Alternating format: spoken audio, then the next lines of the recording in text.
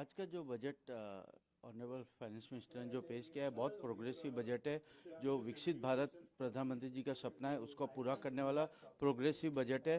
ये उसको हम फुल स्टॉप नहीं बोल सकते, ये कॉमा है और जो अपने आगे लेके जाएगा, देश को आत्मनिर्भर भी बनाएगा, हर इंडस्ट्री को एक वेग देगा, स्ट्रॉन्ग देगा।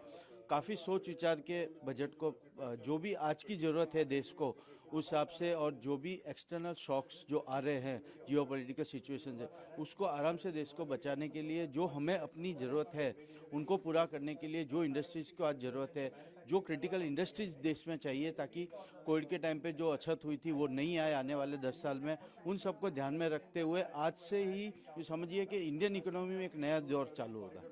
My name is Jayant Murthy. I am the co-convener for the CII manufacturing panel for Gujarat, and I'm also the joint managing director of Kaizen Institute. We are a manufacturing consulting company. I think the most important aspect that struck me is again and again the Honorable Finance Minister spoke about ease of doing business.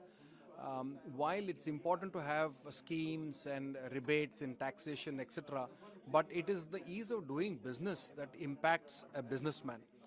Gujarat is a very strong industrial base, and when you improve the processes and procedures and make doing business easy, I think that has a much more impact on the businessman and businesses as compared to reduction of 1 or 2%. I'm not saying that percentage of reduction is not important, but when you improve the business processes and procedures, the day-to-day life improves for the businesses, and they'll be able to focus on more value-adding activity, actually running the business, than running behind processes and procedures.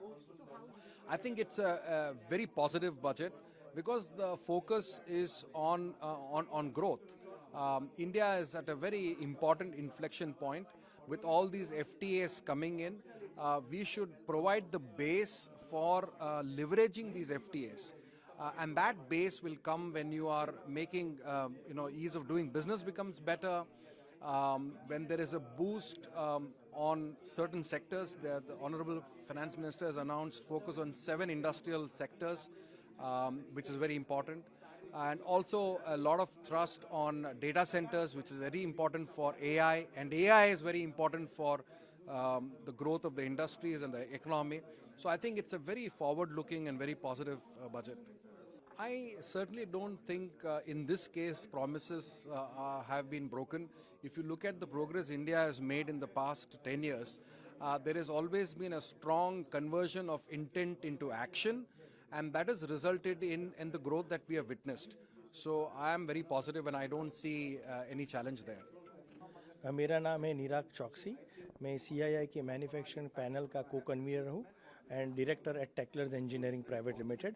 हम एक MSME है and we are into big way into engineering, और MSME के लिए और ease of doing business के लिए and overall ये बजट के अंदर बहुत सारी सुविधाएं दी गई है, जिसके अंदर आपको अगर गुजरात के पॉइंट ऑफ व्यू से बताऊंगा तो lot of new aerospace and ship building facility आ रही है।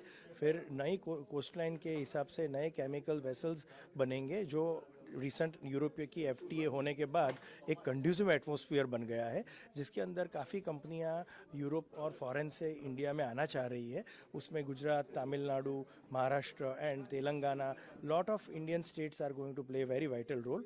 और ये बजट के लिए और अगर कहना चाहूँगा तो दिव्यांगों के लिए, मेंटल हेल्थ के लिए निम्हेंस, वेलनेस के लिए Ayurveda, subsidize medication for the people, public private partnership से बड़ी हॉस्पिटलों का आना, ये सब चीज़ें एक ओवरऑल होलिस्टिक अप्रोच बता रही है कि जिसमें खाली कंट्री के लिए budget is not only for the industries, it is for the common people as well.